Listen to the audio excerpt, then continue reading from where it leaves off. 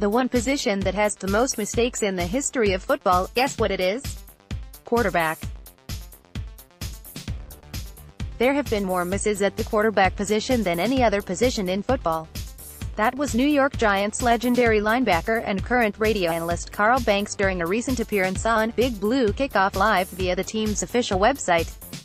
Giants general manager Dave Gettleman certainly understands the gravity of using a high draft pick on a player you hope will become your franchise quarterback. He refers to teams who flounder around unable to find their franchise guy as being in quarterback hell. While some might say the Giants are already there if they continue to ride with Eli Manning, Gettleman knows he does not want to make a long-term decision that puts, or leaves, the Giants there. When you miss on a quarterback, you really hurt the franchise for probably 5 years. It's a 5-year mistake, Gettleman said in his 2018 pre-draft press conference.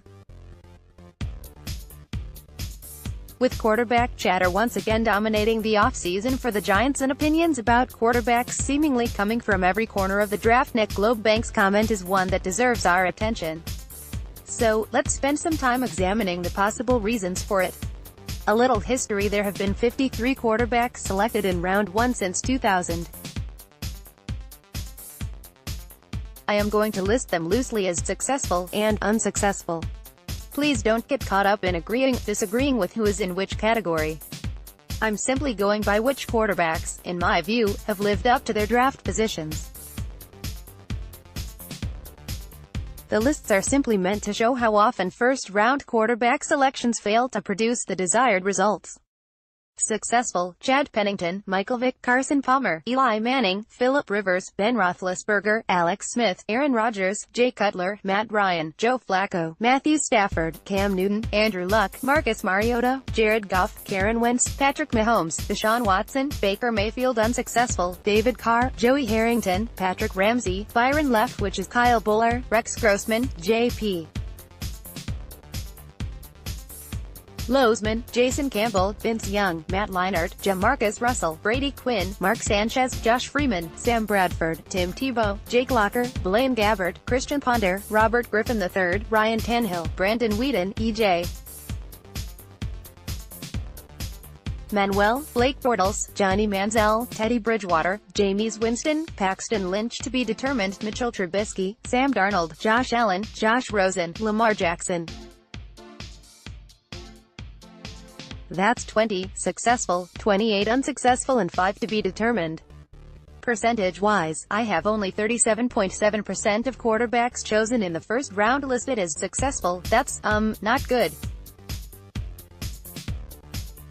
Dave Hatman of the Scouting Academy, a former NFL scout and perhaps the most knowledgeable person I know when it comes to process and what variables go into decision-making in the NFL, says the problem isn't isolated to quarterback.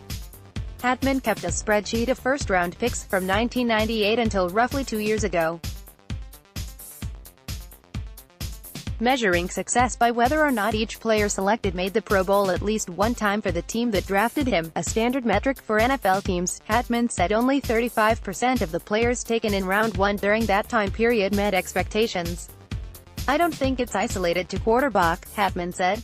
We have a systemic problem in valuing players, in my opinion. Hatman might be right. Hello, Eric Flowers, but we're focused on quarterbacks here and we're headed toward writing something roughly the length of War and Peace, so let's stay focused. Case study: Daniel Jones, Duke. Let's look at some of the things being said about Duke quarterback Daniel Jones, who seems to be a guy no one in the scouting community can really agree on. Gee, sort of like that guy who has played quarterback for the Giants for the past 15 years. What, exactly, is Jones? After the first day of Senior Bowl practice, Scott Wright of Draft Countdown wrote that Jones was firmly in the top 10, that he showed superb fundamentals and a clean, efficient throwing motion, and that teams with a preference for polished pocket passers are going to like what they see. From Paul Schwartz of the New York Post, one high-level NFL talent evaluator told the Post that Jones is a first-round pick and, hands down, the best quarterback of the 8 participating in the Senior Bowl. Jones ended up having a difficult week of practice during the Senior Bowl, but won the MVP during the game by going 8 of 11 with a touchdown pass and a rushing score. Opinions weren't any less mixed after the game. Some, like Charlie Campbell of Walter Football, came away believing Jones had raised his stock in the upcoming draft. Jones was not flawless in every practice, but he showed the ability to really spin the ball. With good size and a powerful arm, Jones has the look of an NFL pocket passer. Team sources said that he interviewed well and that trend should continue as he has received excellent preparation for the NFL. A couple general managers told me that they think Jones will rise and could be the first quarterback selected next April. While Jones did not dominate on the field, he improved his draft standing with his performance at the Senior Bowl. Others, like Joe Marino of the Draft Network, don't even see a first-round quarterback when they watch Jones. Jones entered the week routinely mocked by draft analysts in the top 15. Despite an MVP performance, I bet that changes in the next round of mocks. From people I have spoken to, I understand the NFL likes Jones.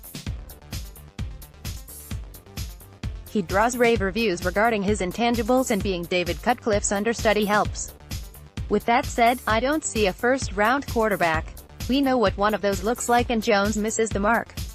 He hurt his chances this week. There are plenty of complaints about Jones' arm strength, and plenty of evaluators who worry about his less than stellar 59.9 completion percentage at Duke. Yet, others disagree. Jason Evans of the Duke Basketball Report, who watched Jones' entire career with the Blue Devils, told Big Blue View that Jones is very accurate on deep throws. On the Valentine's Views podcast, Evans also said this to me, that completion percentage doesn't reveal the quality of Daniel Jones's throwing. You know the saying, it takes two to tango? In a football passing attack it takes three to be successful. Those three are the QB throwing the ball, wide receivers getting open and catching the ball, and the offensive line protecting the quarterback, Evans said. We had a really great QB throwing the ball, we had sort of an okay offensive line, we had below-average wide receivers. I think that when you see Daniel Jones throwing to professional NFL quality wide receivers, you're going to see a real step up in that completion percentage. The guy is a very accurate passer, and that's hugely important in the NFL. This isn't meant to be a scouting report, or a referendum on Jones. It is meant to drive home a point.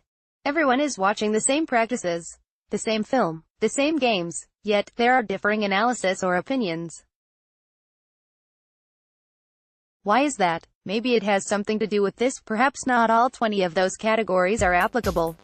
Still, point is, it's hard not to believe that each and every scout, general manager, coach, draft analyst, fan with a Twitter account, has some type of bias or preconceived notion they bring to the table when they study players. What do you think a quarterback should look like? How much value do you place on size, arm strength, escapability, accuracy? Are you a fan of traditional quarterback play? Do you like the newer school of quarterback play, where running is more of a choice than a last resort? There are other factors. What does your coach value? What skills or traits are most important in the offense your team runs? Does a quarterback's personality mesh with your locker room or your community? If you went down there, Senior Bowl, and liked him, Jones, you found a way to like him because of the game.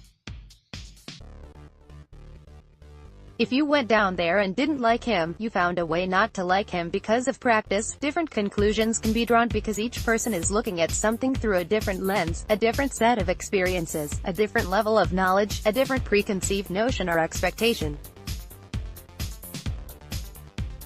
Back to Hatman. Our cognitive biases going into a process almost invariably dictate outcomes.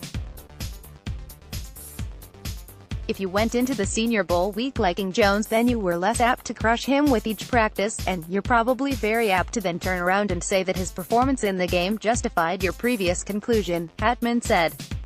If you didn't like Jones going into the week, you're much more apt to say the practices told me what I thought about him on tape, and the game's irrelevant because it's an all-star game against competition that's not playing difficult scheme. If you went down there and liked him, you found a way to like him because of the game. If you went down there and didn't like him, you found a way not to like him because of practice. Hatman asks a straightforward, but important question. Are the people making these assessments truly able to get to an objective place and take their previous notions off the table? It's hard. Incredibly hard to do that, Hatman said.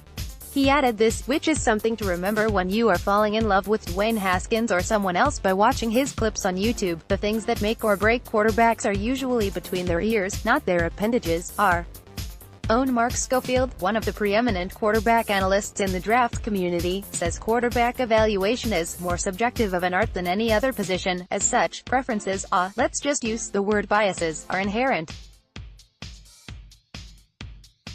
The fact is, the humans doing the evaluations all have biases, Schofield said.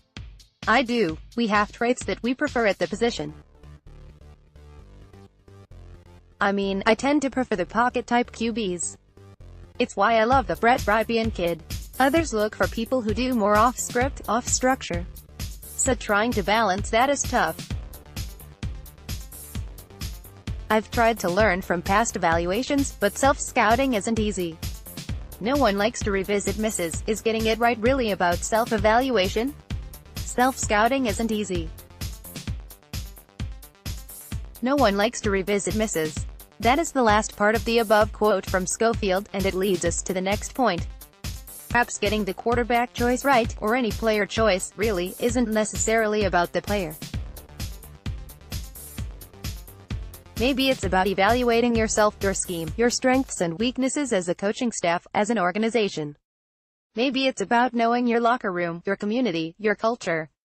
Maybe all of those things are just as important as identifying a player's physical gifts, or lack thereof. We can evaluate the film well. We can work to uncover who they are.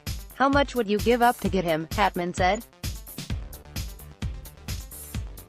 Our ability to understand development curves, our ability to predict how a player is going to perform in our organization, the ability to then determine the proper market value to get a player that you think can be a star in your organization is really freaking hard.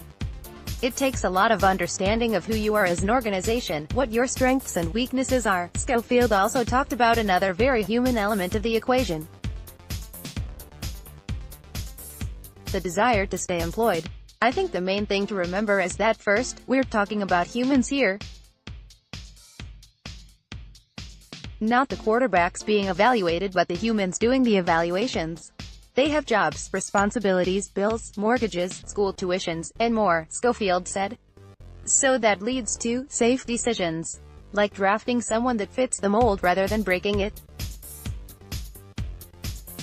Which is why the Baker Mayfield pick was virtually groundbreaking for the NFL, which brings us back to Jones. And Kyler Murray. Jones checks most of the traditional boxes for quarterback play. He's 6'5". He has enough arm. He's classically trained with a connection to David Cutcliffe, who coached both Peyton and Eli Manning. He's a pocket passer, with the mobility to create using his legs. For the Giants, there is the added benefit of an existing relationship with Manning. He's a safe choice for a general manager. He won't get a GM fired because he is what the NFL traditionally thinks a quarterback looks like. Murray is, well, different. Even in a league where shorter quarterbacks like Baker Mayfield, Russell Wilson and Drew Brees are experiencing success, Murray is in another category. He's going to measure around 5'9" at the combine, and he likely won't come close to 200 pounds, way below the physical measurements of any successful quarterback in the modern NFL. Murray might be great. He might also be the kind of outside-the-box selection that gets a general manager run out of the league. A decision to draft Daniel Jones in the first doesn't get people fired right away. He checks the boxes, looks the part, fits the mold, Schofield said. Drafting Kyler Murray, however, a former scout told me a great story once. It's easy to hedge on evaluations. Not sure on a guy. Put a fourth on him. If he busts, what did you expect? I'd only had a fourth on him. If he pans out, look, I had him as an early day 3 guy, which all comes back to self-evaluation. Are you secure enough to take a risk on something or someone different? Do you have the infrastructure, the organization and the creative coaching staff to succeed with whatever type of quarterback you are about to select? For one organization Murray, going to be a fit and they're gonna be excited and love him up and want him to be their guy, and that's the place he should go, Hatman said. That's the best chance for him to be successful. If a place is institutionally biased against what he presents, then that shouldn't be where he goes. The chances of him being maximized are small. The Patrick Mahomes example: when Hatman and I were discussing quarterbacks, he turned the tables and asked me a simple question: would Patrick Mahomes have produced a 50-touchdown, 5,000-yard season in 2018 if he had been drafted by the Buffalo Bills instead of the Kansas City Chiefs?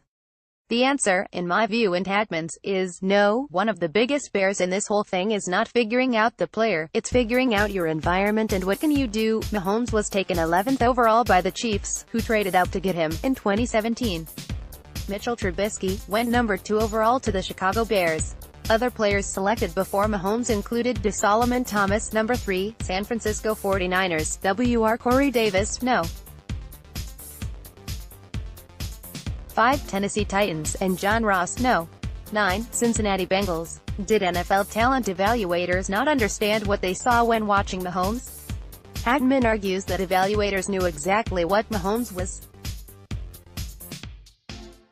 Simply a question of whether he would land in a place and with a coach able to maximize his skill set. I don't think anybody who watched Patrick Mahomes at Texas Tech walked away without being impressed by his physical tools. If you talked to people at the program, they raved about the kid as a person, his intelligence, his work ethic. All the things that you'd want, Hatman said.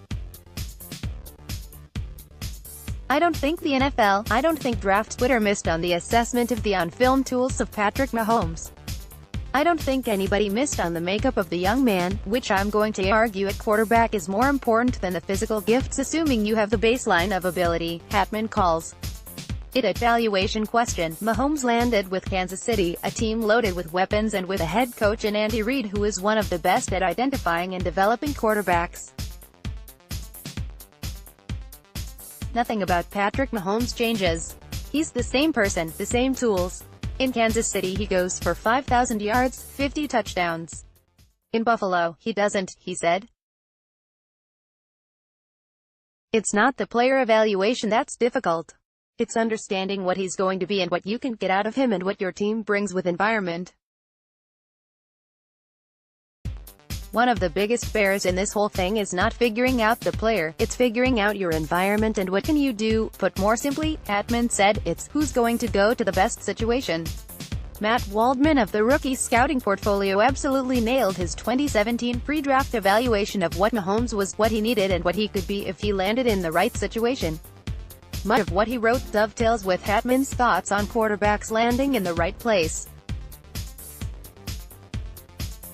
He wrote that Mahomes would not be a good choice for a team that has a coach or a general manager that covets the safety of a passer that thinks, moves, and functions as one of the thousands that could have rolled off an assembly line. Andy Reid is not that. Waldman wrote this about the NFL and its quarterback evaluations: every team wants intuitive quarterback play from a technically sound passer with prototypical physical dimensions and top-shelf athletic ability. And everyone would like to win the lottery. Teams have to prioritize what's most important to them when searching for a quarterback. The way most teams behave, they hope that if they pick a safe, technically sound athlete that checks the easy-to-define boxes, it can lead him down a path where his play becomes intuitive. All too often, they wind up with a prospect that looks like he rolled off an assembly line, but without the programming necessary to develop into the player that meets the organization's expectations on the investment.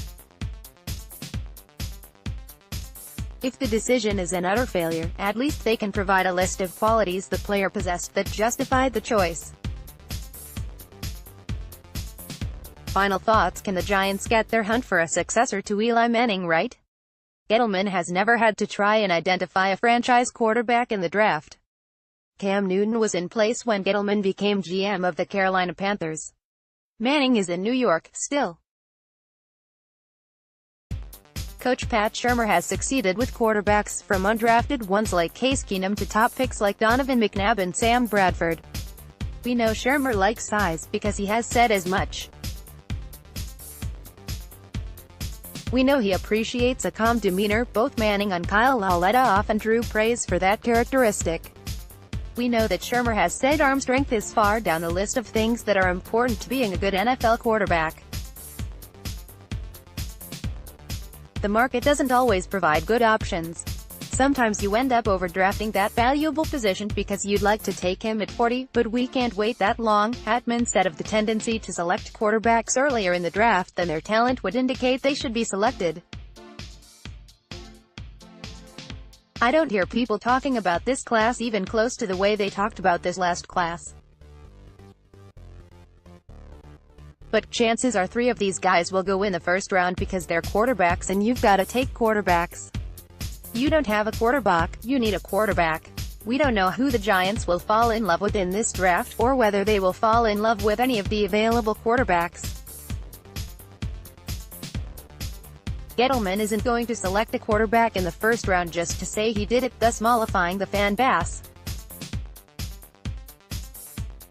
If he finds the guy he believes is the right one, he will make the move. If he doesn't, he won't. Here's what he said at his season-ending press conference: "Let me tell you something, if you make something a priority, you'll make a mistake. It's got to be within the flow of what you're doing. You can't force it, especially at quarterback. That's why the guys in Carolina looked at me like I was out of my mind. You guys looked at me like I was out of my mind. You get in the draft, you're taking the best player, you're not taking, I need a underscore underscore underscore, so yeah, I'm taking underscore underscore underscore. No, you do that, you're going to make a mistake, you're going to screw it up. Will the Giants get it right?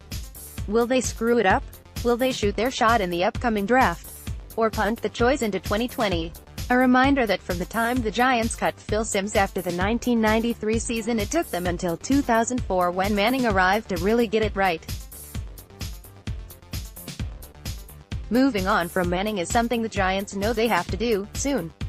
There's no question about that.